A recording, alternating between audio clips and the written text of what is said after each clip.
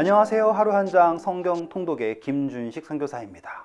오늘은 제사법 세 번째 시간인데요. 자, 이 제사가 어떻게 진행이 되는지를 한번 살펴보도록 하겠습니다. 자, 우리가 익히 확인한 대로요. 늘 기억하세요. 제사에는 주인공이 있습니다. 누구요? 죄인, 그리고 제물, 마지막 제사장. 자, 여기에서 이제 제사가 어떻게 시작되냐? 먼저 죄인이요, 제물을 찾아야 됩니다. 아시겠습니까? 죄인이 누굴 찾아야 된다고요? 제물을 찾아야 되는데, 그 첫 번째 조건이 뭐냐면 흠이 없다라는 거예요. 흠 없는 제물을 찾아야지 됩니다. 자, 흠이 없다라는 것은 무슨 의미냐면 정말로 흠이 없는 거예요. 그런데 이게 흠이 없는 게 그냥 흠이 없는가, 어떻게 하면 흠이 없는가 라고 했을 때 일단 두 가지가 적용이 돼야겠죠. 먼저 태어날 때부터 흠이 없어야 되고요. 또 살면서라고 그럴까요? 살면서 할게요. 살면서도 흠이 없어야지 돼요. 어떠신지 알겠죠? 태어났을 때도 흠이 없어야 되고요. 살면서도 흠이 없어야 돼요. 그게 바로 이 제물입니다. 그러면 흠 없는 이라는 조건 자체가 죄 없으신 예수 그리스도라고 하는 의미가 적용이 되실 수 있겠습니까? 깊죠, 그렇죠?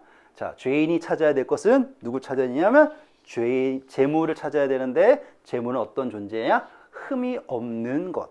흠이 없다라는 것은요, 태어날 때부터 그리고 살면서도 흠이 없다. 바로 죄 없으신 예수 그리스도를 예표한다라는 것을 기억하셔야 돼요. 그리고요, 이 죄인이 생각할 때 흠이 없다고 끝나는 게 아니에요. 죄인이 제물을 제사장에 가져왔을 때 제사장 역시도 이 제물이 흠이 없다라고 하는 것에 동의를 해야지 그 제사가 성립이 되는 겁니다.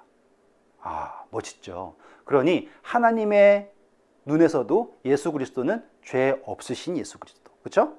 우리의 입장에서도 예수님은 죄 없으신 예수 그리스도. 그게 바로 이 흠 없는 이라는 것의 의미입니다.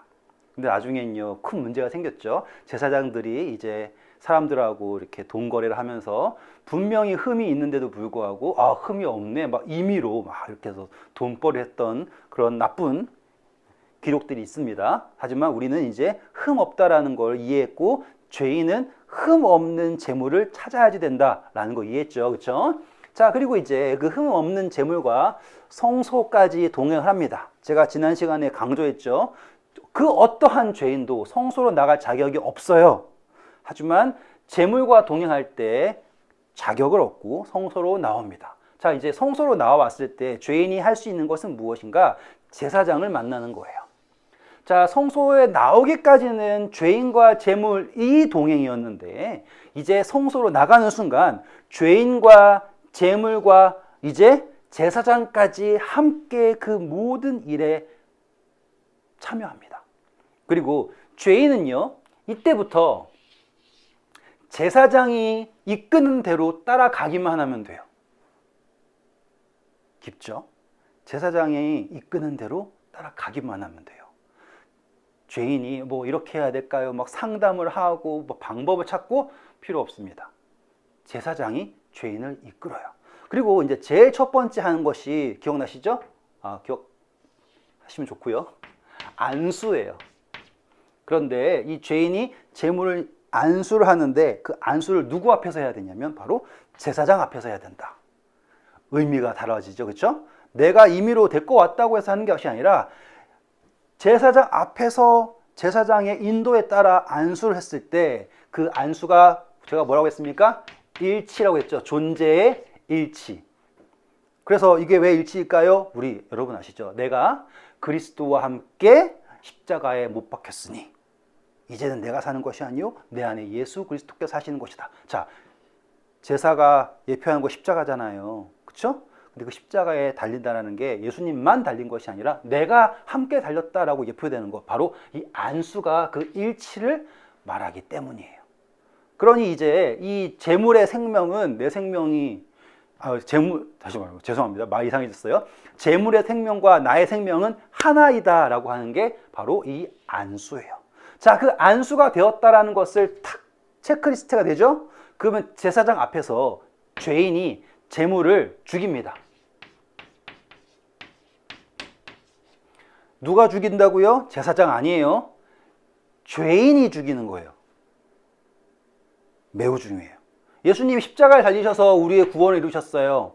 그러면 예수님께서 그냥 편하실 때 아무 데나 가셔서 저기 뭐 안드로메다 어떤 넘은 것, 요즘 사람들은 다 화성 가고 싶어서 난리더라고요. 지금도 보니까 인터넷에서는 지금 뭐 스페이스 X를 막 쏘겠다 그러고 있어요. 예수님이 거기 가셔서 달리셔도 될까요? 아니에요. 예수님은 십자가에 달리셔야 되는데 꼭 그 성소인 이 땅이 어딘지 아시죠? 그쵸? 거기에서 죄인의 손에 의해서 십자가에 달리셔야지만이 되거든요. 바로 똑같은 거예요. 그래서 이 죄인이요, 집에서 재물을 잡는 거가 아니라 성소에서 제사장 앞에서 안수를 하고 죽여야지 의미가 있는 것입니다. 그냥 죽이면 의미 없어요. 안수를 하고 죽여야지 의미가 있어요. 예수님이요, 그냥 십자가에 돌아가셨어요? 아무런 의미 없어요. 정말 아무런 의미 없다고. 예수님께서 십자가에서 그 하늘의 보좌를 버리시고 내려오신 그 하나님의 아들이시고 창조주이시고 그 모든 것인 그분이 십자가에서 돌아가셨지만 여러분이 예수님을 개인의 구주로 안수하지 않잖아요. 그럼 그 십자가가 의미가 없다니까요. 제사장 앞에서 안수를 하고 그리고 죄인인 우리가 예수님을 죽인 것처럼 재물을 죽여야지 됩니다. 그러면요, 제사장이 뭘 하냐면 그 다음에요, 이 죽임으로써 생명이 나왔죠. 그렇죠? 생명이 분리되었잖아요. 그때 그거를 이제 피를 받는 게 바로 제사장 역할이에요. 제사장이 가서 그 피를 탁 받습니다. 그리고서는요, 이 피를 가지고 어떻게 하냐? 제단으로 가요. 뭐 제사의 종류에 따라 다릅니다. 어떠한 경우는 피를 가지고서는 제단에 갈 때도 있고요. 혹은 또 성소로 들어가서 분향단까지 가는 때가 있어요. 하지만 저는 이제 여기서는 제단으로 간다라고 설명을 할게요. 너무 어렵게 가면 안 되니까. 아닌가요? 해볼까요? 네. 성소로 들어가는 경우도 있고요. 제단을 가는 경우가 있어요. 근데 제단으로 간 경우에는 어떤 차이가 있느냐, 또 성소로 가는 경우에는 어떤 차이가 있느냐, 쉽게 설명하면 제단에 간 경우는요, 아직 일치되었음이라고 하는 것이 남아있는데 그게 바로 제사장이 먹어야 돼요. 제사장이 먹어요. 그런데 성소로 들어가잖아요. 그럼 제사장이 못 먹어요. 가서 이거는 마지막으로 태워져 버립니다. 진영 밖에까지 나가서. 거기까지만 할게요. 더 어려운 거는 차차 여러분들이 이해하실 수 있을 때 하나씩 설명해 드리도록 하겠습니다. 자, 여기까지 이해하실 수 있겠죠? 그래서 제사장이 피를 받아가지고요, 피를 제단에 뿌리든지 성소에 들어가서 분향단 앞에 뿌리든지 혹은 거기 뿔에 바르든지 이런 일이 있는 겁니다. 성소도 지울게요. 어려우실 수 있으니까. 자, 그래서 이 제단에다가 뿌리면 여기서 일어나는 게 뭐예요? 또 다른 일치예요. 이해되셨죠? 그리고 나서는 죄인이 안수했고 죽여서 피가 발려진 상태에서 이제 제물의 가죽을 벗기고요. 그리고 각을 뜹니다. 각을 뜬다라는 건 여러분 조각을 내는 거예요. 그래서 정확하게 머리를 자르고 팔 자르고 이렇게 해가지고는 완전히 세세하게 나눕니다. 가죽을 벗기고 그리고 그 제물을 세세하게 나눠요. 그래서 내장을 빼내고 그 모든 것을 마치 해부하듯이 다 분해를 해요. 그것을 우리는 뭐라고 생각할 수 있냐면 온전하게 드러남이라고 할게요. 제가 요즘에 한글도 잘 몰라가지고 그냥 설명했다고 칠게요. 이렇게 온전하게 드러나는 거예요. 낱낱이 드러나는 거예요. 낱낱이 드러나서 이제 제사장의 소유로서 제단에 들어가서 제사장에게 소유로 되는 뭐 가슴이라든지 뭐 오른쪽 뒷다리라든지 그런 부분들은 제사장에게 소유가 되고, 또 이제 제사장이 뭘 하냐면 내장이라든지 기름이라든지 그런 것들을요, 그렇죠? 더러운 부분이 있으면 씻어요. 제가 이걸 다 설명해 드릴 수 없다라는 게 안타깝지만, 일단은 어떤 표현이 있다고요? 씻는다라는 표현이 있다는 거 기억해 주세요. 그리고 제사장이 제단에다가 올려서 태웁니다. 아시겠죠? 제사장의 역할은 뭐라고요? 죄인이 가죽을 벗기고 각을 뜬 것 중에서 자기의 소유는 제사장의 소유, 가슴과 뭐 이런 것들요, 구분한 다음에 제단에 올라가야 될 것 중에 더러운 것들은 씻고, 그리고 하나님께 바쳐줘야 할 예물들은 제단에 올려서 태우는 역할을 합니다.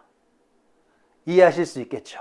그러니 제사가 시작될 때 이 죄인은 제사장의 인도에 따라서 안수하고, 그리고 죽이고, 그 다음에 가죽을 벗기고 각을 뜨고, 그리고 제사장이 제단에 태워서 연락될 것을 기다리고 있는 거예요.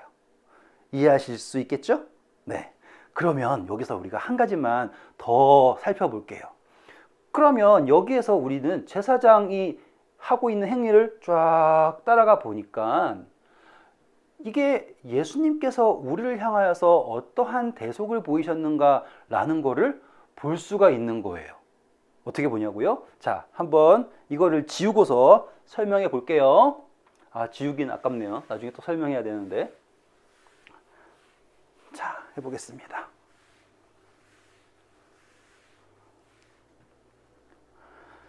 자, 보세요. 제사장입니다. 제사장은 죄인이 하고 있는 모든 것에 증인으로서 써 있어요. 안수했습니까? 확인. 이 제물은 죄인이 죽였습니까? 확인. 맞죠? 그리고 그 생명이 이 제물에서 나온 생명입니까? 확인. 그 모든 것을 다 확인을 합니다. 그리고 그 피조차도요, 제단에다가 바르는 것, 뿌리는 것 누가 합니까? 제사장. 확인. 그러니 이제 이 제물과 이 제단이 만날 수 있겠습니까? 네. 승인. 그리고 나서는 죄인이 각을 떴죠. 가죽을 벗겼죠. 확인. 각을 떴죠. 확인. 그렇죠? 거기서 소유가 분리되는 거 보이죠? 딱딱 불려서 부정한 것이 있습니까? 깨끗이 씻어요. 확인. 그리고 드려져야 되겠습니까? 확인. 그리고 이것을 제단에 올립니다. 그리고 이미 매일의 번제로 드려지고 있는 그 제물에 올려서 태워요. 그래서 연락되었음을 확인. 그러면 죄인은 이 제사장의 증언으로 이제 뭐가 되냐면 바로 칭의를 얻게 되는 것입니다. 어떻습니까? 이 제사법에서 나타나는 이 세 주인공의 역할들이 보이시나요? 복습해보면 제사장과 이 죄인은 제물의 흠없음에 대하여서 동의해야 돼요. 그렇죠? 이 흠없다는 것은 우리 태어날 때도 흠이 없어야 되고 생존하는 내내 흠이 없어야지 돼요. 바로 예수 그리스도죠. 죄 없으신 예수 그리스도에 대한 것이 죄인과 제사장이 동일하게 인정해야 될 부분입니다. 그리고 그 제사장 앞에서, 그 증인 앞에서 안수하고 죽이고 그 모든 것들이 다 처음부터 끝까지 어느 것 하나 빠짐없이 다 확인이 되어야 돼요. 그리고 나서 그 모든 것이 지났을 때 제사장은 이 죄인이 죄 없음이라고 하는 칭의라고 하는 것을 확인해 주는 것입니다. 그게 제사법이에요. 그게 우리가 믿는 예수 그리스도의 은혜입니다. 너무 아름답죠?